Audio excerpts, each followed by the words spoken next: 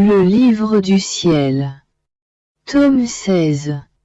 Appel des créatures à revenir à la place, au rang et au but, pour lesquels elles ont été créées par Dieu. Comme à l'accoutumée, je m'abandonnai complètement en la divine volonté, et mon doux Jésus se fit voir en avançant vers moi afin de me recevoir dans sa très sainte volonté. Il me dit, « Ma fille, ma volonté se tient continuellement en relation avec la volonté de la créature. Et, à travers cette relation, la volonté humaine reçoit la lumière, la sainteté et la force que contient ma volonté. Ma volonté agit ainsi dans le but de donner par avance à la créature la vie du ciel. Si elle m'accepte, elle adhère à cette vie céleste. Mais si, dans ses actions, elle n'accueille pas cette suprême volonté dont l'intention est de la rendre heureuse, forte, sainte, divine, et transformée par la lumière divine, elle reste seule avec sa volonté humaine, qui la rend faible, misérable, boueuse et remplie de vaines passions. Ne vois-tu pas combien d'âmes s'enlissant à cause de leur faiblesse, incapables de se décider à faire le bien? Certaines sont incapables de se dominer. D'autres sont inconstantes comme des roseaux agités par le vent, ou incapables de prier sans d'innombrables distractions. D'autres sont toujours mécontentes. D'autres semblent nées pour ne faire que le mal. Toutes ces âmes se privent de s'unir à ma volonté dans leurs actions. Ma volonté est à la disposition de toutes. Mais, parce qu'elles la fuient, elles ne reçoivent pas ses biens, ce qui est une juste peine pour celles qui veulent vivre de leur propre volonté avec toutes ces misères. Cependant, ma volonté à laquelle ces âmes n'auront pas voulu s'unir pendant leur vie et qui aurait pu leur donner une multitude de biens, elles la rencontreront à leur mort en éprouvant de grandes souffrances, dans la mesure où elles l'auront fui durant leur vie. Parce que, en la fuyant, elles se seront rendues coupables. Elles se seront couvertes de boue. Aussi, il sera juste qu'elles souffrent, proportionnellement à leur refus de s'unir à ma volonté sur la terre. Ces souffrances seront sans mérite, sans gain nouveau, contrairement à ce qu'il en aurait été si elles s'étaient unies à ma volonté durant leur vie terrestre. Oh! Combien de gémissements montent du purgatoire et combien de cris de désespoir s'échappent de l'enfer. Parce que ma volonté a été refusée par ces âmes sur la terre. Par conséquent, ma fille, que ton premier souci soit de vivre dans ma volonté. Que ta première pensée et tes premiers battements de cœur soient pour t'unir au battement de cœur éternel de ma volonté, afin de pouvoir recevoir tout mon amour. Efforce-toi d'unir continuellement ta volonté à la mienne afin d'être transformé dans ma volonté. Ainsi, à ta dernière heure, tu seras prête à la rencontre finale avec ma volonté sans que cela soit pénible. Je me sentais très oppressée à cause de la privation de mon toujours aimable Jésus. Je me disais en moi-même, tout est fini pour moi, plus je le cherche, moins il vient. Quelle torture! quel martyr! Pendant que je pensais ainsi, mon adorable Jésus se montra crucifié et il s'étendit sur ma pauvre personne. Une lumière provenant de son adorable front me dit: Ma fille, ma volonté contient tout mon être. Toute âme qui la possède me possède plus que si elle avait ma présence continuelle. En fait, ma volonté pénètre la créature dans ses fibres les plus intimes. Elle compte ses battements de cœur et ses pensées. Elle est la vie de sa partie la plus belle. Elle est son intérieur, d'où ses travaux extérieurs montent comme d'une source et la rendent inséparable de moi.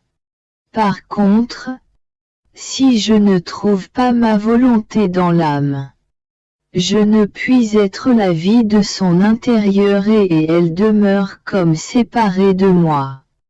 Combien d'âmes qui, après avoir joui de mes faveurs et de ma présence, se sont séparées de moi.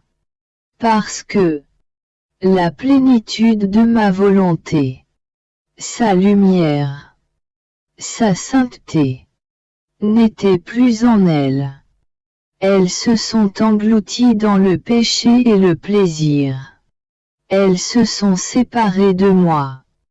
Parce que la divine volonté, qui protège totalement l'âme du péché, même du plus petit, n'était pas en elles. Les travaux les plus purs, les plus saints et les plus grands, se forment en ceux qui possèdent la plénitude de ma volonté.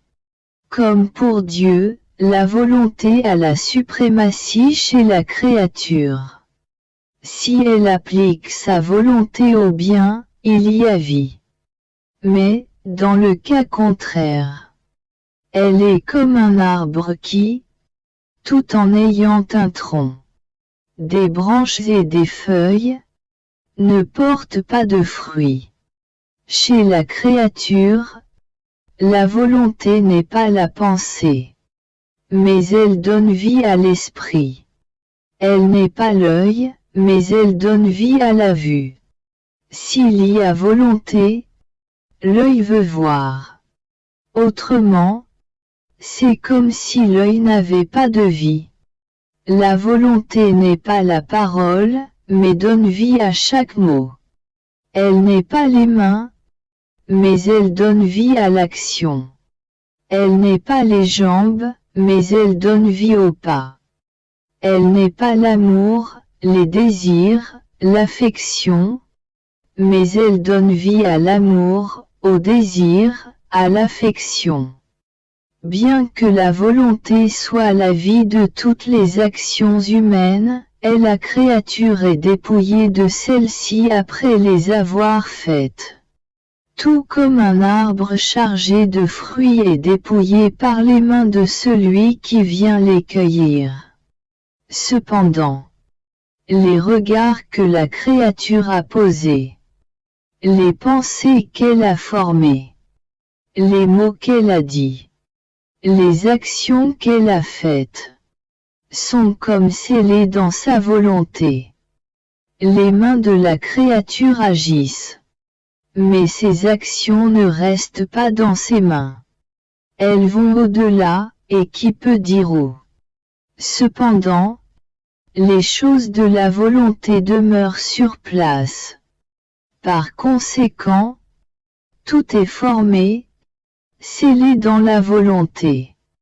Il en est ainsi pour la volonté humaine parce que j'ai semé en elle la semence pour qu'elle soit semblable à ma propre volonté. Pense à ce que ma volonté peut être à l'intérieur de moi, et à ce qu'elle peut être pour la créature si elle se laisse posséder par elle. Ce matin, mon doux Jésus se fit voir d'une façon merveilleuse. Il se tenait sur mon cœur où il avait placé 2 barres, au-dessus, une arche. Au milieu de l'arche se trouvait une petite roue munie d'une corde. Un petit seau était attaché à la corde. Jésus faisait descendre en hâte le petit seau dans mon cœur puis le retirait plein d'eau qu'il répandait sur le monde. Il continua à puiser et à déverser jusqu'à ce que la terre soit inondée.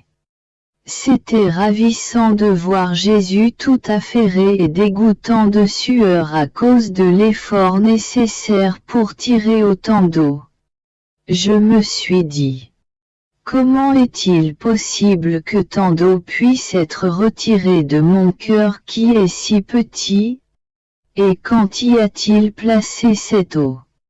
Jésus béni me fit comprendre que tout cela résultait de sa volonté qui, avec tant de bonté, avait opéré en moi.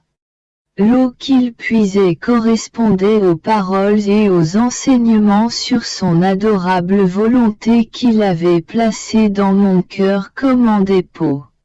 D'où il puisait pour arroser l'Église afin qu'elle en soit remplie. Il me dit, ma fille, j'ai fait ainsi lors de mon incarnation. Premièrement, j'ai déposé en ma chère maman tous les biens nécessaires pour que je puisse descendre du ciel sur la terre. Ensuite, je me suis incarné, déposant en elle ma propre vie.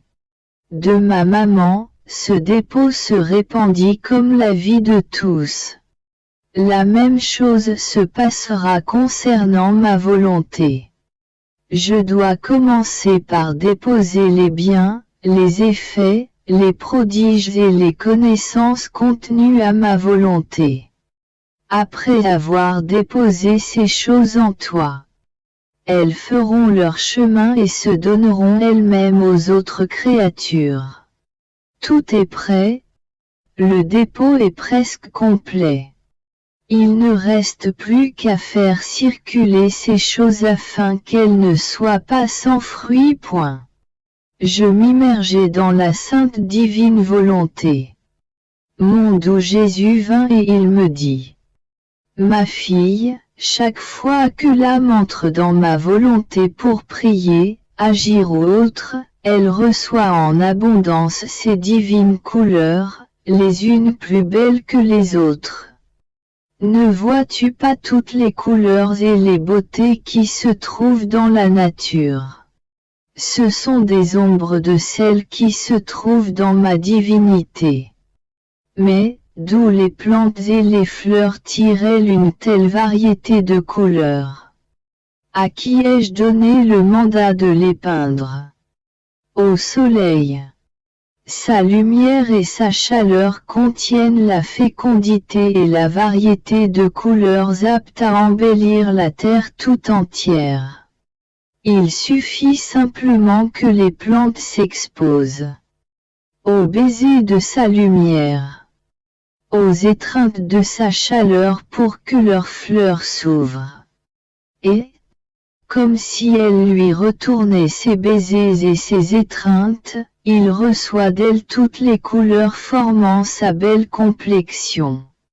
L'âme qui entre dans ma volonté est comme la fleur qui s'expose aux baisers et aux étreintes du soleil. Afin de recevoir les diverses couleurs du soleil éternel, l'âme s'expose à ses rayons. Elle devient ainsi une fleur céleste, que le soleil éternel a coloré par le souffle de sa lumière, au point de parfumer et d'embellir le ciel et la terre et de faire les délices de toute la cour céleste et de la divinité elle-même. Les rayons de ma volonté vident l'âme de ce qui est humain et la remplissent de ce qui est divin. Ainsi, on peut voir en elle le splendide arc-en-ciel de mes attributs. Par conséquent, ma fille, entre souvent dans ma volonté afin de ressembler de plus en plus à ton Créateur.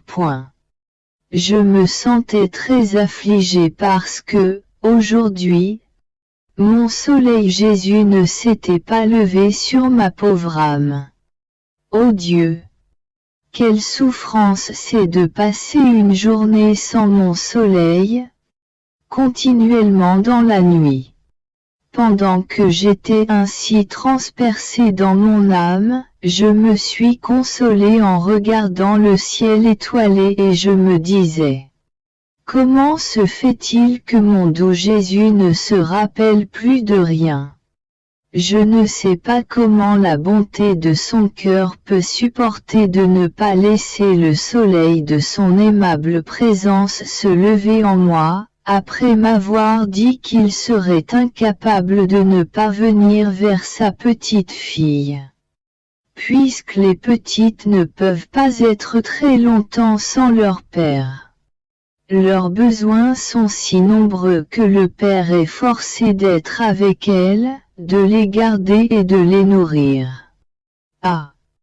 Ne se souvient-il pas de m'avoir emmené hors de mon corps, là-haut, au-delà même de la voûte des cieux, au milieu des sphères célestes, où nous nous baladions ensemble alors que j'imprimais mes « je t'aime » dans chaque étoile, dans chaque sphère. Ah!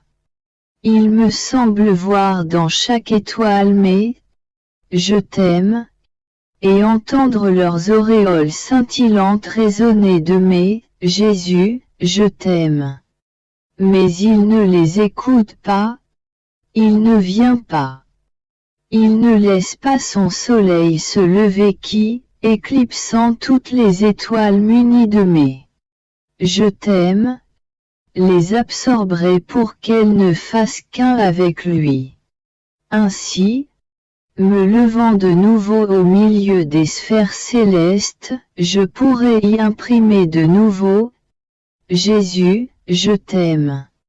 Ô étoiles, s'il vous plaît, criez mes « je t'aime » de telle sorte que, touché, Jésus revienne vers sa petite fille, sa petite exilée. Ô Jésus, viens, donne-moi la main, fais-moi entrer dans ta divine volonté pour que je puisse emplir l'atmosphère, l'azur des cieux, la lumière du soleil, l'air, la mer et toutes les choses de mes « je t'aime » et de mes baisers. De telle sorte que, où que tu sois, si tu regardes, tu puisses voir mes « je t'aime » et ressentir mes baisers. Si tu écoutes, tu puisses entendre mes « je t'aime » et le bruit de mes baisers. Si tu respires, tu puisses respirer mes baisers angoissés. Si tu travailles, tu sentes couler mes « je t'aime » dans tes mains. Si tu marches, tu puisses poser les pieds sur mes « je t'aime » et entendre le bruit de mes baisers. Que mes « je t'aime » soient une chaîne qui me lie à toi et que mes baisers soient l'aimant puissant qui, que tu le veuilles ou non, te force à venir vers celle qui ne peut pas vivre sans toi. Point. Qui pourrait dire tous les non-sens que j'ai ainsi dit. Pendant que j'entretenais ces pensées, mon adorable Jésus vint.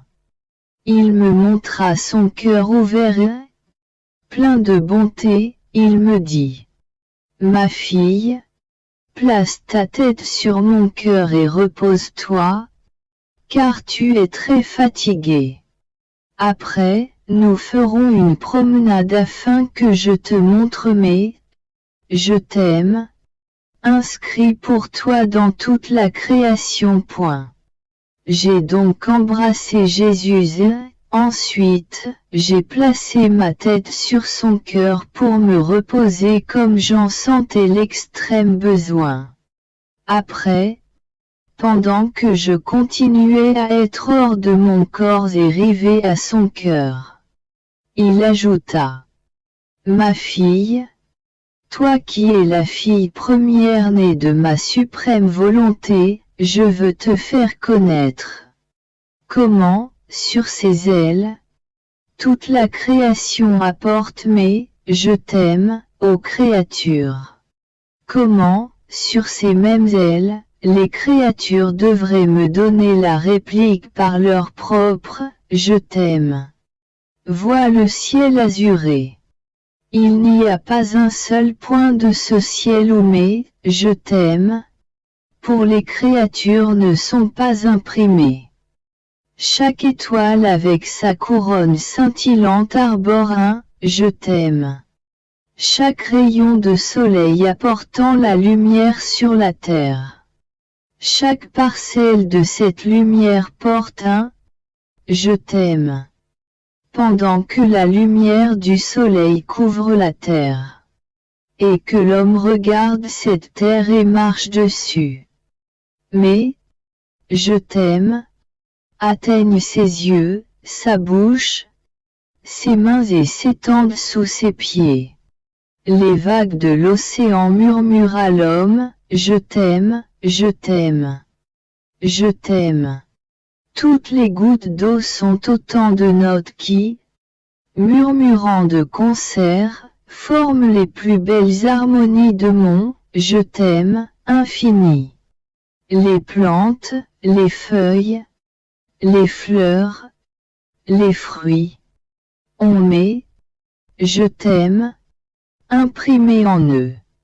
Ainsi, la création tout entière apporte à l'homme mes « je t'aime » sans cesse répétés. Et l'homme lui-même. Combien de mes « je t'aime » ne porte-t-il pas dans tout son être?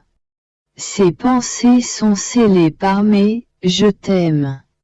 Son cœur, qui palpite dans sa poitrine avec ce mystérieux tic, tic, tic, lui répète sans cesse « je t'aime, je t'aime, je t'aime ». Ces mots sont accompagnés de mes « je t'aime ». Ces mouvements, ces pas et tout le reste sont marqués des « je t'aime » de leur créateur. Cependant, au milieu d'un tel débordement de mes « je t'aime », l'homme est incapable de sortir de lui-même pour répondre à mon amour. Quelle ingratitude et combien mon amour en est blessé. En conséquence, ma fille, je t'ai choisie comme la fille de ma volonté afin que tu puisses fidèlement défendre les droits de ton père. Mon amour veut absolument un retour d'amour de la part des créatures. Dans ma volonté, tu retrouveras tous mes « je t'aime ». Tu imprimeras les tiens dans chacun des miens, pour toi-même et pour tous. Oh! Comme je serais content de voir l'amour des créatures se fusionner avec le mien. Je mets ma volonté à ta disposition afin qu'au moins une créature, défendant les droits de mon amour, me paie de retour pour cet amour que j'ai disposé dans toute la création. Point. Je me fusionnais totalement dans la sainte volonté de Dieu, me couvrant d'une lumière suprême, mon doux Jésus me dit.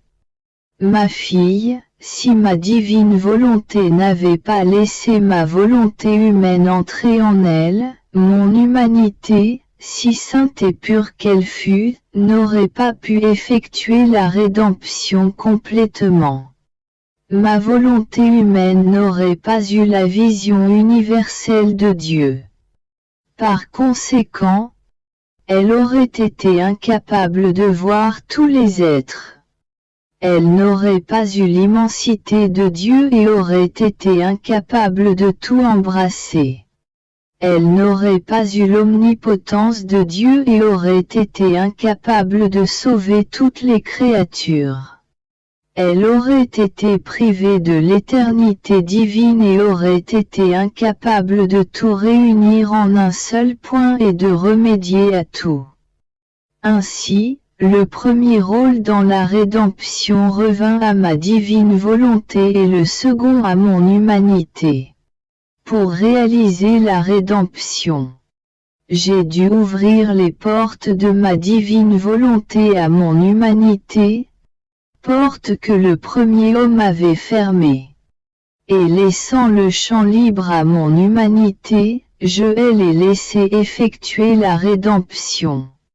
Au sein même de ma divine volonté. Depuis ce temps, personne d'autre n'était entré dans ma divine volonté pour pouvoir opérer comme le propriétaire. Dans une entière liberté. En disposant de toute la puissance et de tous les biens qu'elle contient. Ma volonté est pour moi ce que l'âme est pour le corps. Si accomplir ma volonté a été une grande grâce pour les saints alors qu'elle entrait en eux comme par réflexion. Qu'est-ce que ça aurait été si non seulement ils avaient reçu sa réflexion, mais s'il était entré en elle et avait joui de toute sa plénitude. Si, pour effectuer la rédemption, il fut nécessaire que mon humanité et ma volonté humaine aient accès à ma divine volonté.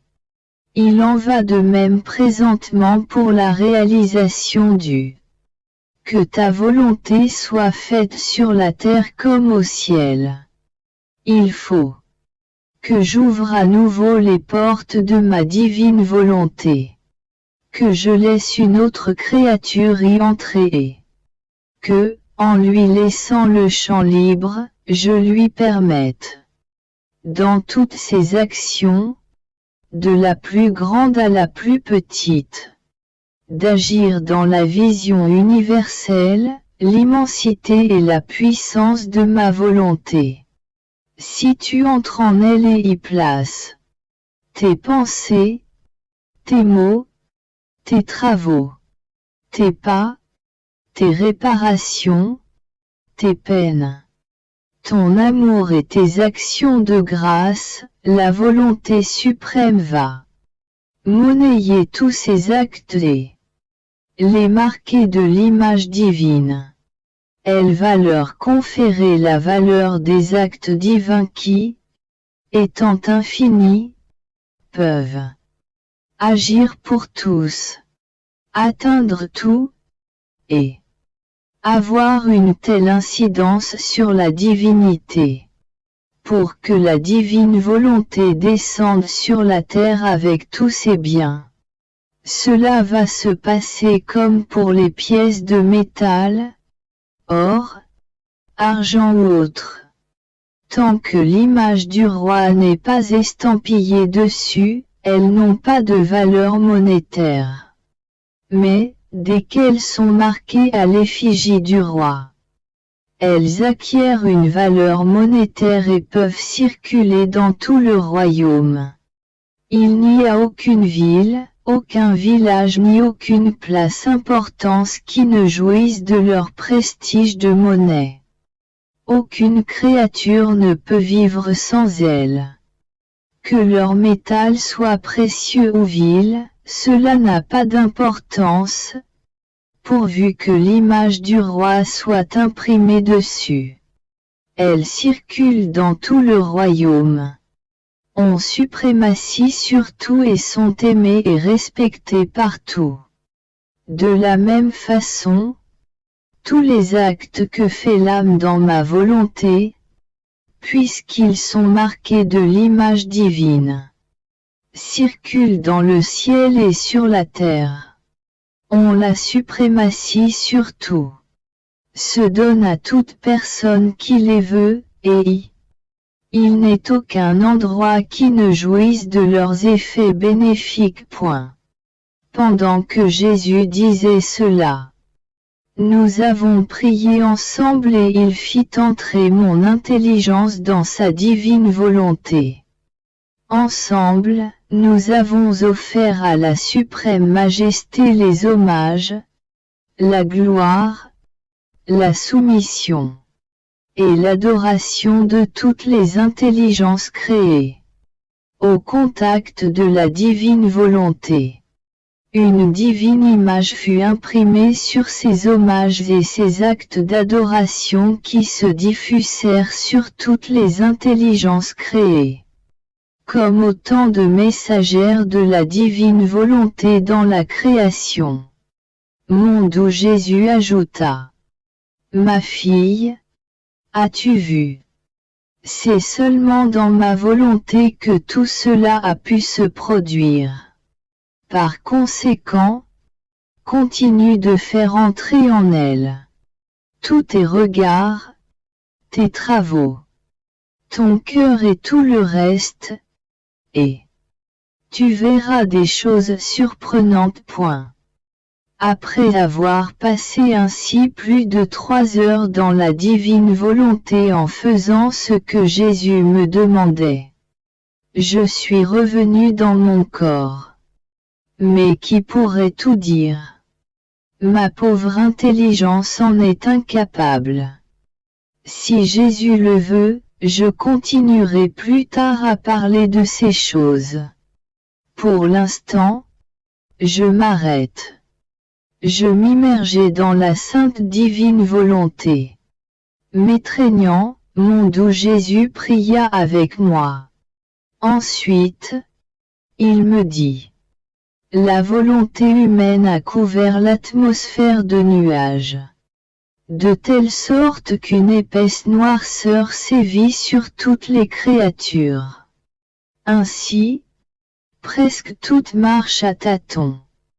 Chaque action humaine faite hors de la divine volonté augmente cette noirceur et rend l'homme plus aveugle. Car, pour la volonté humaine, le soleil est la divine volonté. Sans elle, il n'y a pas de lumière pour la créature. Par contre, quiconque agit dans ma volonté s'élève au-dessus de cette noirceur. Il envoie des rayons de lumière sur la terre. Il secoue ainsi ceux qui vivent au bas niveau de leur propre volonté et les prépare à recevoir le soleil de la divine volonté.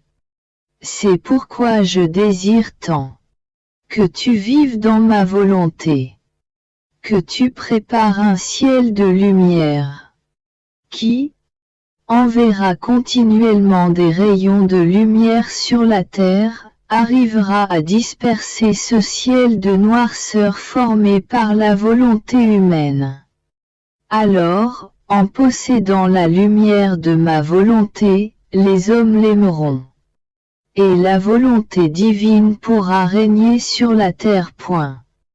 1. Je me sentais oppressé par la privation de mon doux Jésus et je le priais de ne plus retarder son retour en ma pauvre âme parce que je n'en pouvais plus.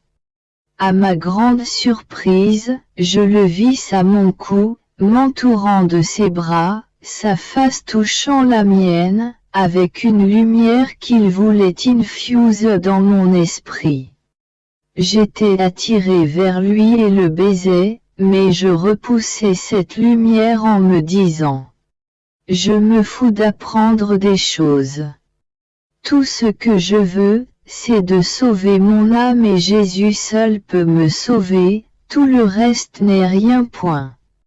Mais, quand Jésus toucha mon front, je n'ai pas pu résister davantage, et la lumière entra en moi. Il me dit: Ma fille, celui qui a été appelé à remplir une fonction doit en connaître les secrets, l'importance, les devoirs, les fondements et tout ce qui la concerne. Une simple créature brisa la relation qui existait entre la divine volonté et les créatures. Cette coupure contrecarra le plan de Dieu sur l'homme. Cependant, une autre simple créature, la Vierge Marie, reine de tous, gratifiée de beaucoup de grâces et de privilèges, mais quand même une créature eut la mission de se mettre en relation avec la volonté de son Créateur dans le but de réparer la rupture perpétrée par la première créature. La première était une femme et la seconde fut également une femme. Elle fut celle qui, liant sa volonté à la nôtre, nous redonna l'honneur, la soumission et le respect des droits du Créateur. Une seule créature avait introduit le mal sur la terre et semé la ruine de toutes les générations. Une autre seule créature ramena le bien sur la terre. Et se mettant en relation avec la volonté de son Créateur, elle forma la semence du fiat éternel qui allait apporter le salut, la sainteté et le bien-être pour tous.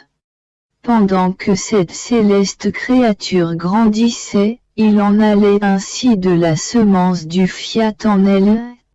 Quand cette semence fut devenue un arbre, le Verbe éternel fut conçu dans son sein virginal où l'éternelle volonté régnait en roi souverain. Vois-tu comment tous les biens proviennent de la divine volonté et tous les maux se manifestèrent quand la créature se retira de cette divine volonté.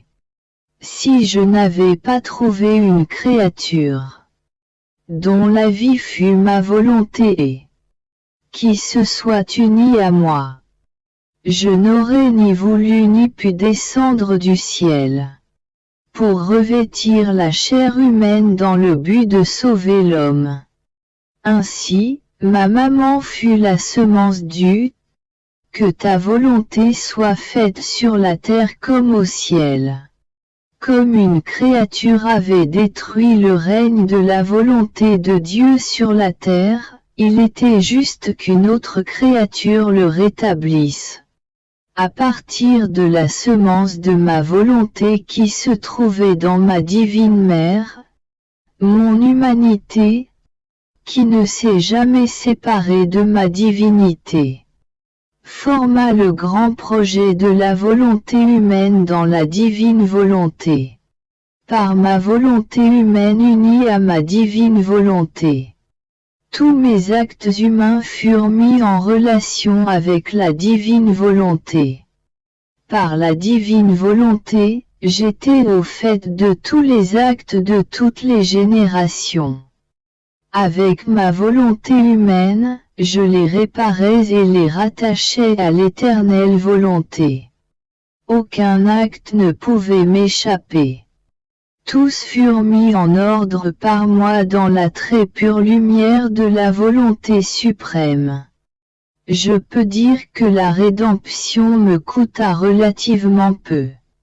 Ma vie extérieure, les souffrances de ma passion, mes exemples et mes mots auraient suffi et tout aurait pu se faire rapidement.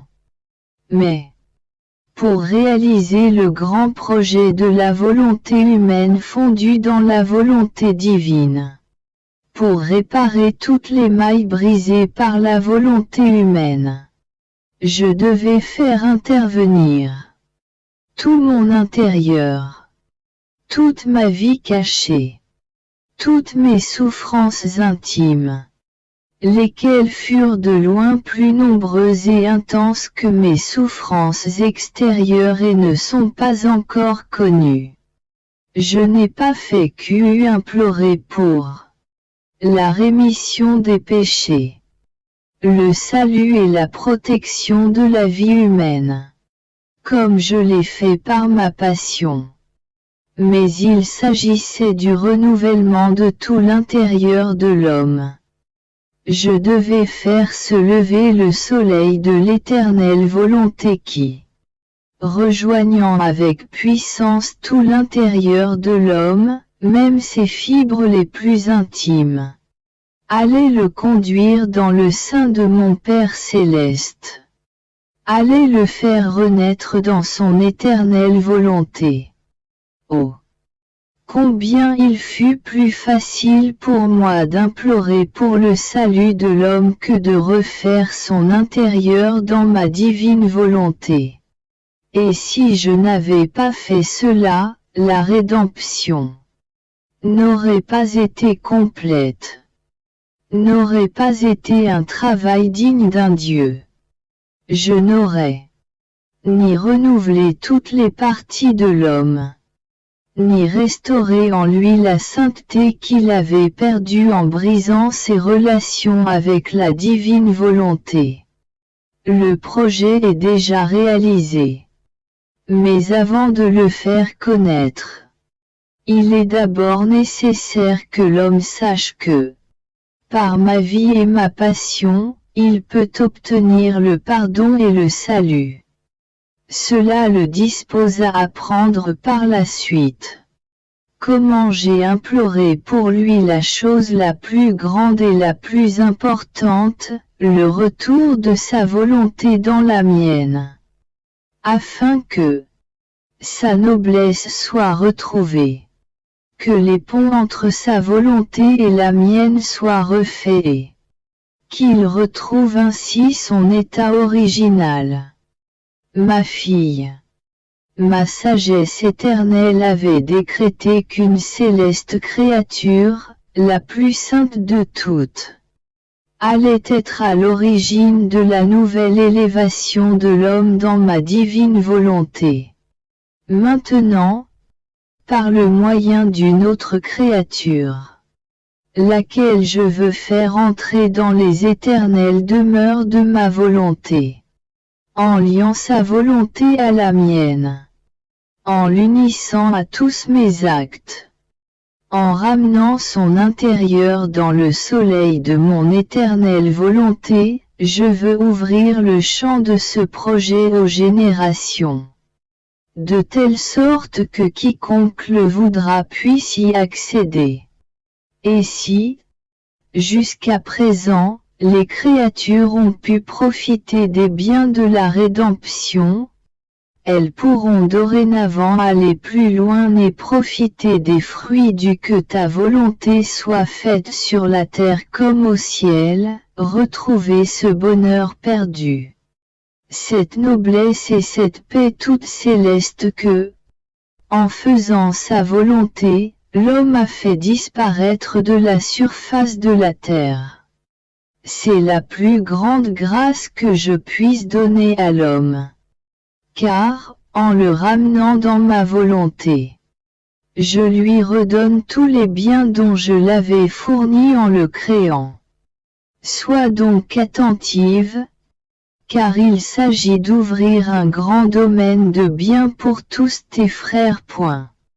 Je me disais, pourquoi Jésus béni aime-t-il tant que sa volonté soit faite? Quelle gloire peut-il retirer d'une créature pauvre et misérable qui abandonne sa volonté en la volonté si haute, sainte et adorable de Jésus? Pendant que j'entretenais de telles pensées, mon aimable Jésus me dit avec beaucoup de tendresse: Ma fille, veux-tu savoir? Mon amour et ma bonté sont si grands que, chaque fois qu'une créature agit selon ma volonté, je lui donne beaucoup. Et, afin que je puisse toujours lui donner beaucoup, j'aime qu'elle fasse ma volonté. Par conséquent, la vraie raison pour laquelle je désire que la créature accomplisse ma volonté est qu'elle me fournisse ainsi le moyen de lui donner sans cesse. Mon amour ne veut jamais être au repos. Il veut toujours courir, voler vers la créature. Et pour faire quoi? Pour donner. Quand la créature fait ma volonté, elle s'approche de moi et moi d'elle. Je donne et elle prend. Par contre, si elle n'accomplit pas ma volonté, elle se tient à distance de moi et devient comme étrangère à moi. Ainsi, elle ne peut pas s'emparer de ce que je voudrais lui donner.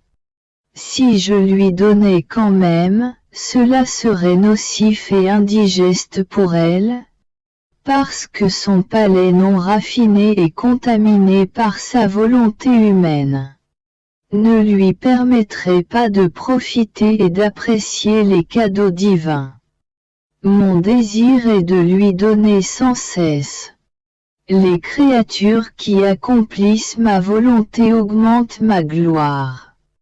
C'est une gloire qui descend du ciel et retourne directement au pied de mon trône multiplié par la divine volonté se trouvant dans la créature.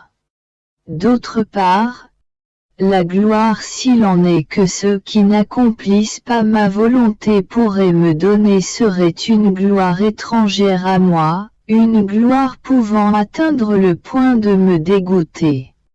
Lorsque la créature s'exerce à accomplir ma volonté, je lui donne la mienne, ce qui confère à ses travaux ma sainteté, ma puissance, ma sagesse, la beauté de mes œuvres, une valeur incalculable.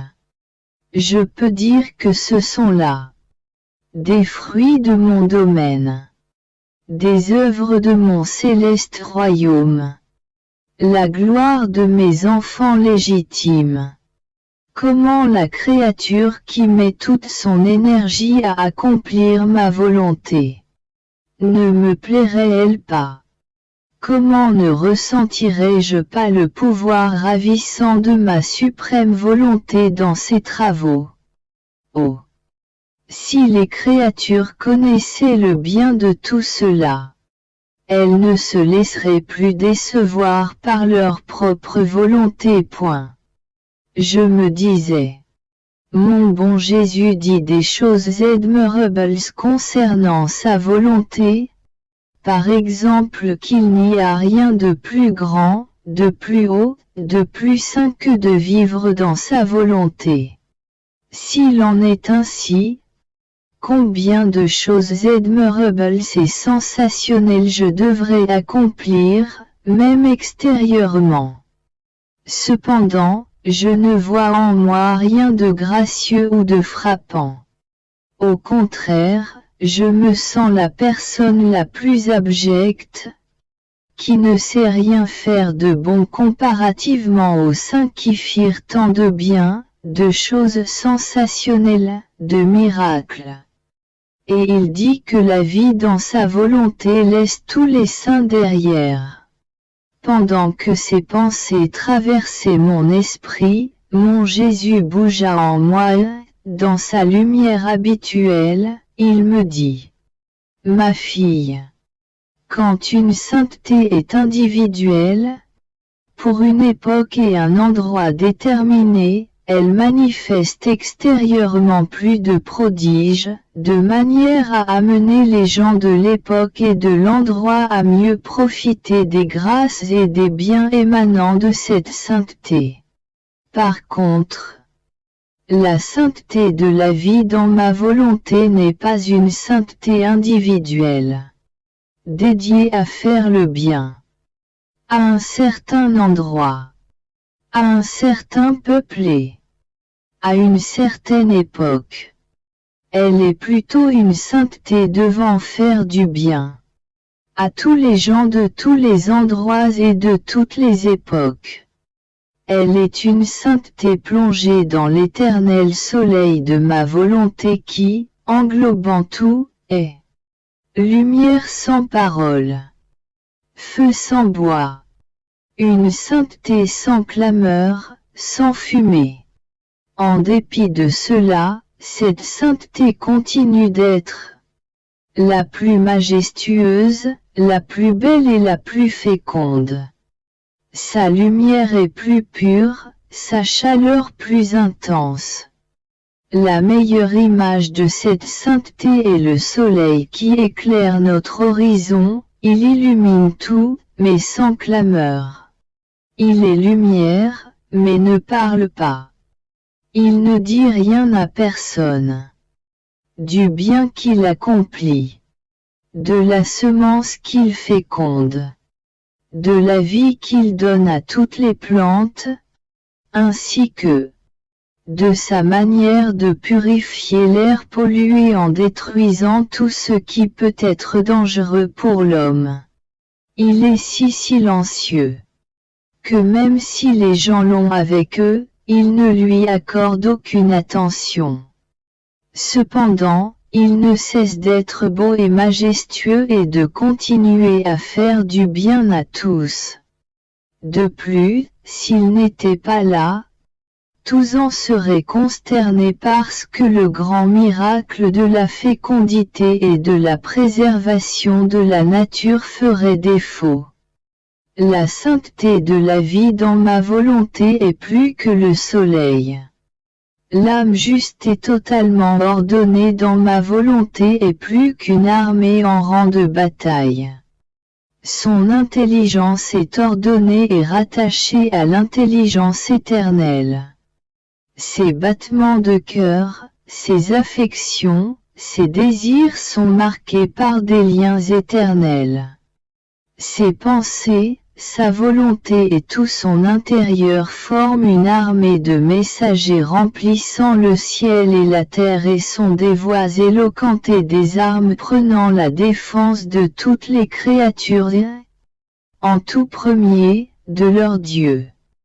Elles font du bien à tous et forment une véritable milice céleste et divine, sans cesse à la disposition de la majesté suprême et toujours en état d'obéir à ses ordres.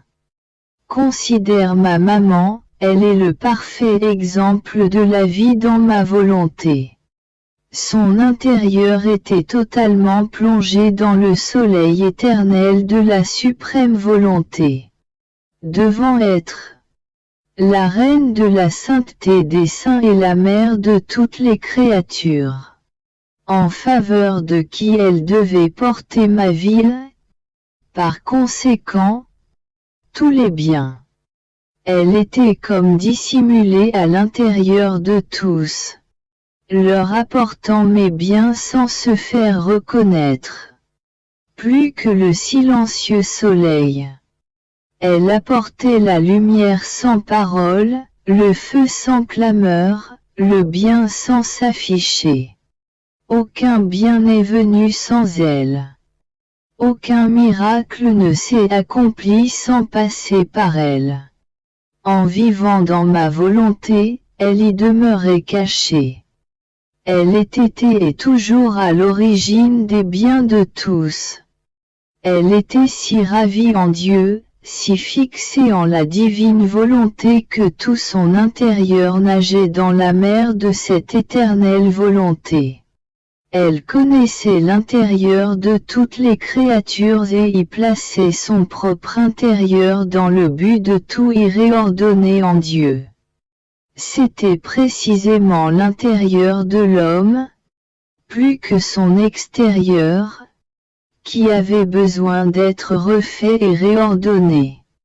Ainsi, la majeure partie de son travail devant s'accomplir dans l'intérieur de l'homme, il semble qu'elle aurait pu ne pas se préoccuper de la partie extérieure. Cependant, elle se préoccupa tout autant des biens extérieurs que des biens intérieurs.